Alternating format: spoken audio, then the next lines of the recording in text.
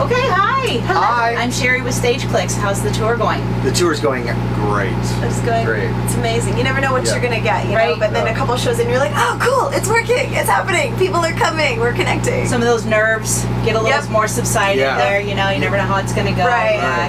So- There was some funny things that happened because we had to push the tour back a little bit. Oh, yeah. Because we were in the middle of like writing great music, we thought. So we thought it was great. we thought it was great, but we released 2 singles and that benefited the tour. But what happened was there was a disconnect between like our promoter and agent and manager.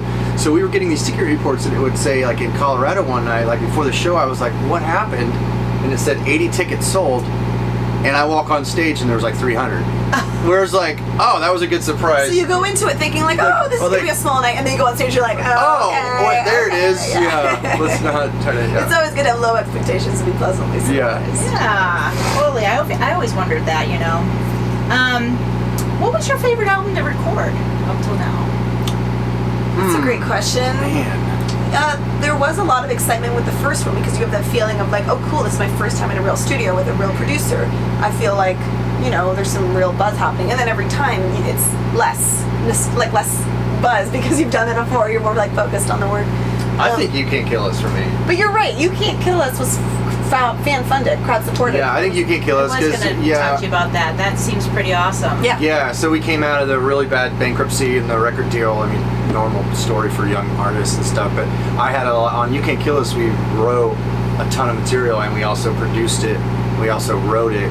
So it was like her and I on our laptops doing this whole Like your album. baby. Yeah, and there was our first time in our careers where there wasn't like a bunch of emails coming in going from different people trying to influence the music. There was no A&R guy. From in the like studio A&R with us. guy or record label because we had just filed bankruptcy and we did it. So It was just our fans messaging us on Twitter, telling us what they want Yeah. the songs to sound like. so it was all around just like a really cool experience. A lot of work, but a really cool experience. Yep. That's cool. I mean, I love that. That's really Yeah. We loved it too. We It was loved it too, magical. yeah. And actually, when we were in the studio, then was when the Kickstarter was happening. So we would be recording, and then I'd like get out of the vocal booth and refresh the Kickstarter page, and be like, "Oh shit!" Like we had $100,000 when we were sitting in that studio. We were freaking out. So that was pretty magical Yeah. too. You know. That's pretty cool. Yeah.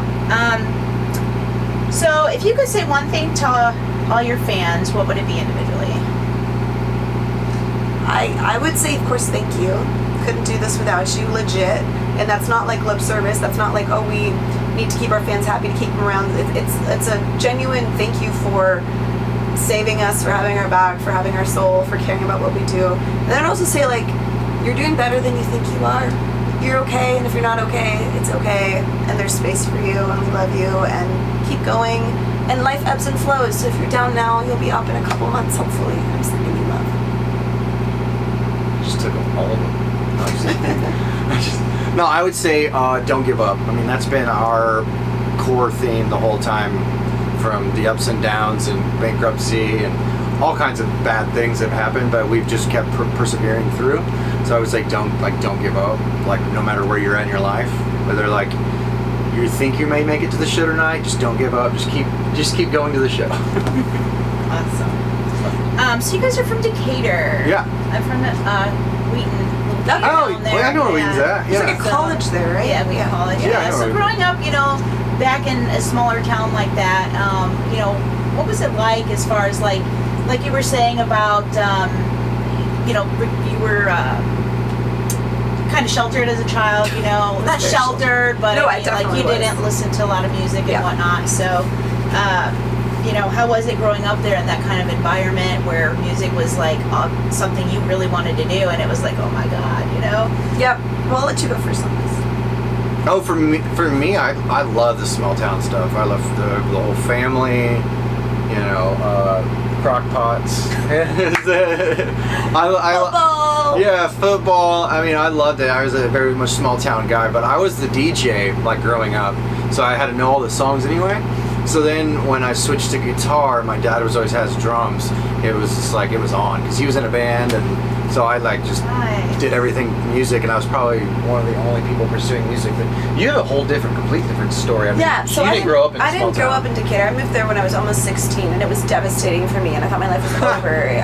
I grew up in Sweden in the Minneapolis, so that was a much more artistic area. Decatur was not an So artistic Malmö, Sweden, Yep. till you were what? 6. Six. And then Minneapolis. And we were sheltered for religious reasons, not due to our town. It was just the world my parents had come from and everything. And so yeah, I always loved music, but it really shifted when it made this like emotional resonance with me at like 12 or 13, when I started to feel a lot more depressive tendencies myself, and then music was the antidote for that. Like that's what made me feel okay for a little bit. And so then it became much more like, instead of like, oh, I just want to like sing for fun. Like, everyone wants to be a singer when they're like 7, at least, in my circles. And then I've never wanted to be a singer. it was Standing on the bed. yeah, with a microphone. exactly. Her dad built her a stage. My dad to in a comfort room. me when we moved to Decatur. He was like, "I'll build you a stage in your room," and he did. Like half the room was a stage. It was amazing. Yeah. So that's what connected with me. So it all worked out because that passion obviously has taken us to where we are now. So it's all good. From your first album to your newest album, what is the differences in like songwriting and any meanings behind the albums? Is there a lot of differences, or is it pretty much the same? No. No, songwriting's all over the place. Like sometimes she'll send me a piano part, fully done song, and then she'll send it to me and I'll put it in my studio, speed it up, slow it down, take her vocals out, start putting guitars and building it out. And then sometimes I send her a complete finished song, like composed and everything. And that's something you weren't doing as much of in the beginning. Right, that's what I wasn't doing, but I've always developed my skills and paid attention to the producers and engineers in the studio. So now like we've been able to invest some money into really nice studio gear. So a lot of the times our songs are done before we go in to have a third party, because sometimes it's an echo chamber. Like it's nice to have a professional outside that doesn't know your music very well come in and help you craft it. Yeah, 'cause what sounds good to you may not sound good to somebody else who thinks it's going to sound great to everybody else. Yep. And, Right, and producers are like the mad scientists with the music composing and creation. No. Yeah, lyrically, I would just say that obviously There's been a theme. when you're doing a first record, you're saying everything that you've wanted to say your whole life. So I was probably like 20 when we did that, and then now since then I've gotten to say every couple of years I get to express more and more. So in a cool way, I have to dig deeper every time because I'm not like just able to pick like, oh, of course I want to talk about this. You have to like go a little bit deeper with it, and you've already said 40, 50 songs worth of content. So you have to say how do I want to restate this? Where was I wrong when I said it the first time? How do I want to re-explain myself?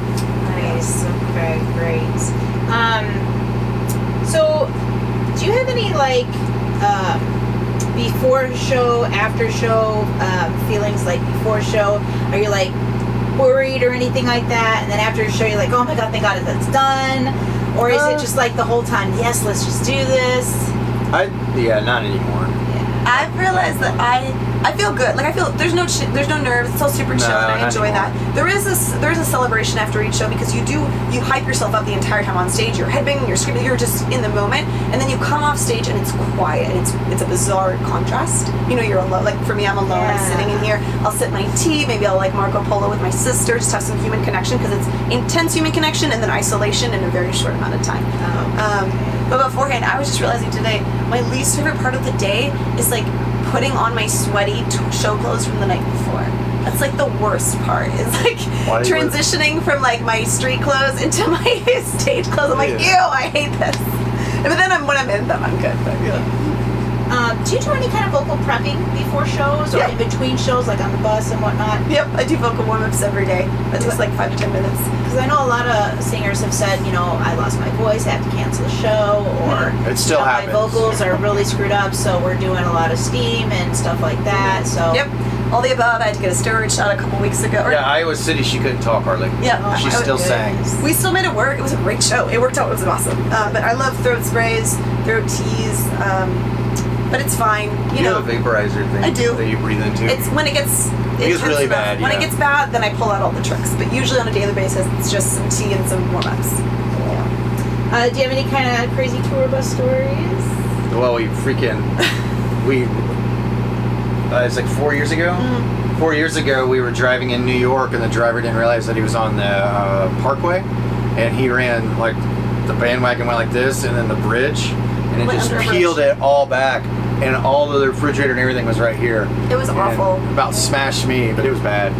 It was We a were going huge 50 mile an hour to 0 Oh. in like a second. And you're thinking, what happened? Did a tornado just Yeah. hit us? Right, Or and what? it just went bam. No, every time you're in there, you think you're going to die several times on the tour tour. Like that's just you accept it. I think that's pretty normal. Yeah, for you're like, oh, anybody. this is home. This would be a good way to go, by the way, on tour. Not a bad way to go, but yeah. Okay, well, I appreciate your time. Yeah, Thank I wish you. the Those are best of great luck questions. on your tour and Yeah. on your show tonight. I'm excited to see you guys to play. Yeah. And thank you. Thanks for having us. Thanks for your questions. Thank you guys so much. Thank you. Yeah.